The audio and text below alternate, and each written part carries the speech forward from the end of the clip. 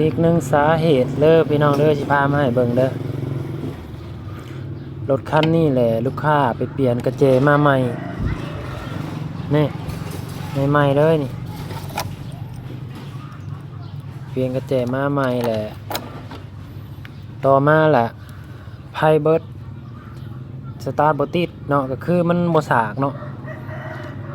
และบัดนี้ก็งมเนาะงมไปทาง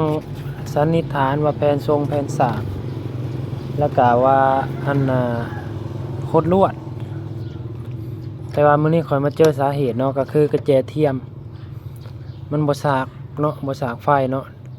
ข่อยมาลองต่อตรงลองเบิ่งหลายๆเนาะเดี๋ยวสิใส่กระแจเข้าไปลองเบิ่งเด้อใส่กระแจเข้าไปแหละปลดหัวหมอไผ่ก็คือรับเลยโหลดนี่เนาะตอนนี้ข่อยปลดหัวหมอไฟอยู่เนาะ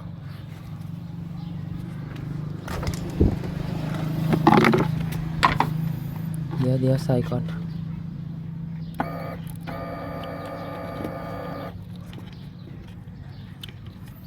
นี่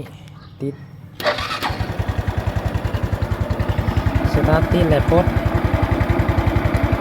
ปลด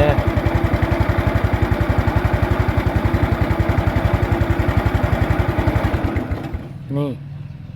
ปลดได้รับเลยและบัดนี้เขาสิมาต่อตรงลองเบิ้งบัดนี้คลิปนี้สิลงยาวๆเลยบ่ตัดเนาะเขาสิมาต่อตรงเด้อผู้ใดที่มัก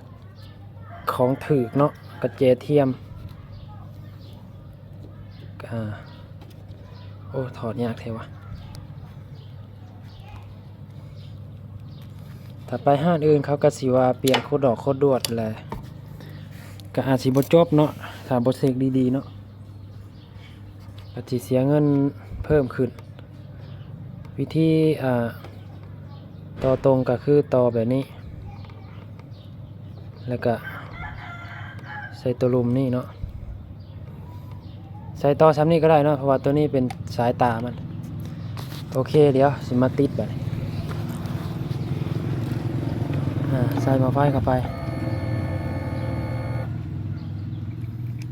ใส่หม้อไฟเข้าไปสตาร์ทเด้อนี่จะปลดแบบนี้ปลดออกนั่นตัวมีรับเนาะรุ่นนี้เนาะโอเคเนาะ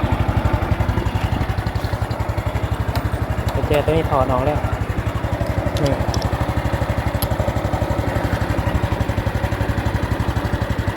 โอเคเนาะเป็นน้ำกระเจเด้อกระเจไม่ไหม้เด้อนี่ไม่ไหม้แต่ว่ามันเป็นของเทียมเลยเดี๋ยว